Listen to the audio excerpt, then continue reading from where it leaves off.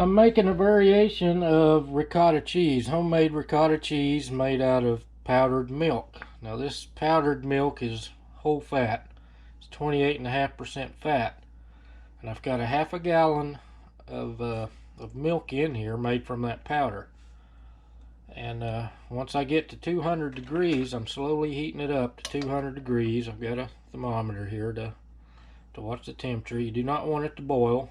If it boils, take it off the heat. But I'm bringing it up to 200 degrees slowly. We're at 176. Once we hit 200 degrees, I've got a third of a cup of white vinegar, and I'll add a teaspoon of salt also, just to give it a little flavor. Once I get it up to 200 degrees and add all that, the vinegar and salt, I'll let it sit for 10 minutes. If it looks like there's still some curds that need forming, I'll add probably another tablespoon of vinegar, let it sit a little longer, and then once it all curdles up, I'm going to run it through this cheesecloth into this strainer and drain the whey out.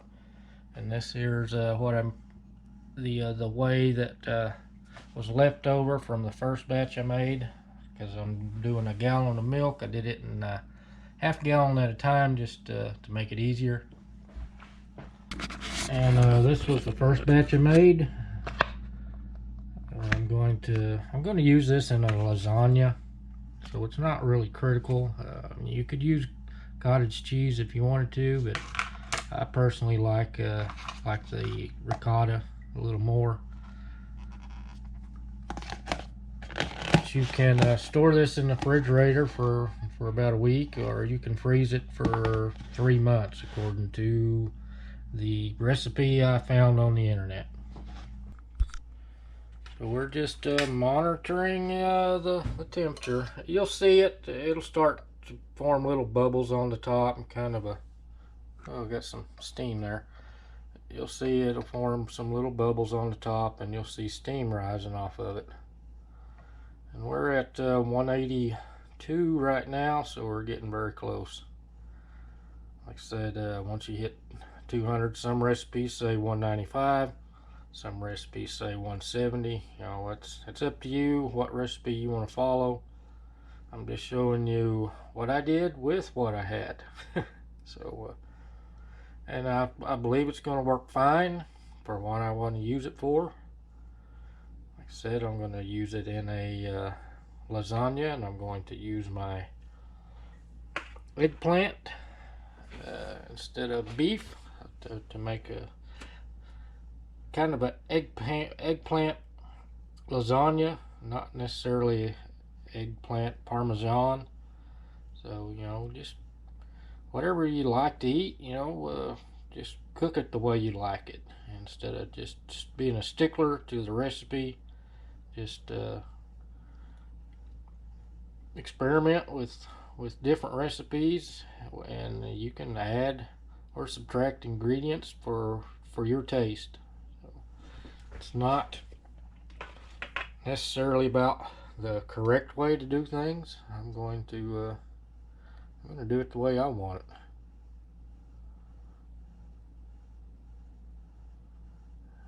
They're still in the 185 range. So I've got this on a low, medium low, bringing it up at this low temperature. I don't want to scald it.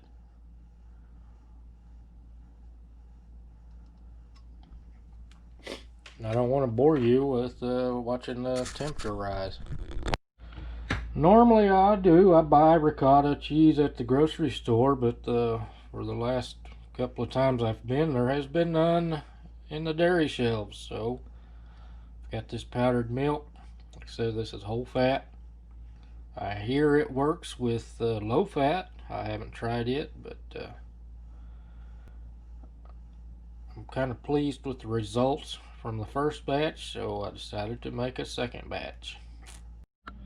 But you can use this whey in other recipes. You can use it in bread recipes, give it kind of a semi-sourdough taste.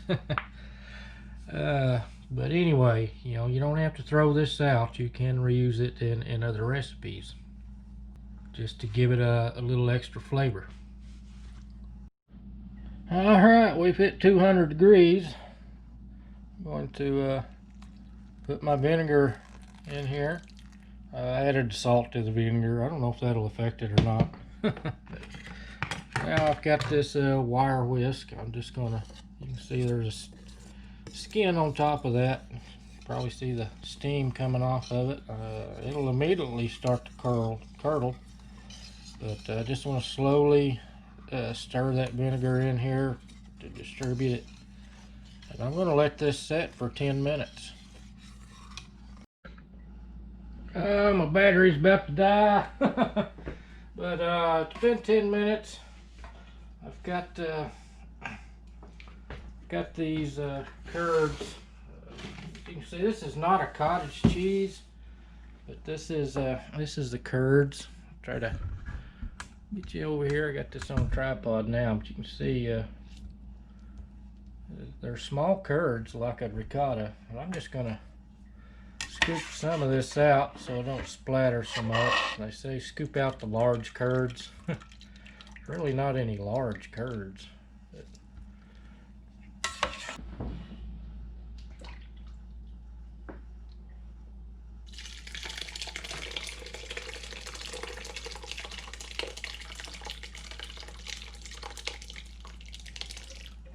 Yeah, there we go. See, we're pretty clean in here. Anyway, there's the outcome. You can see it's a fine curd cheese. Like I say, it don't taste bad.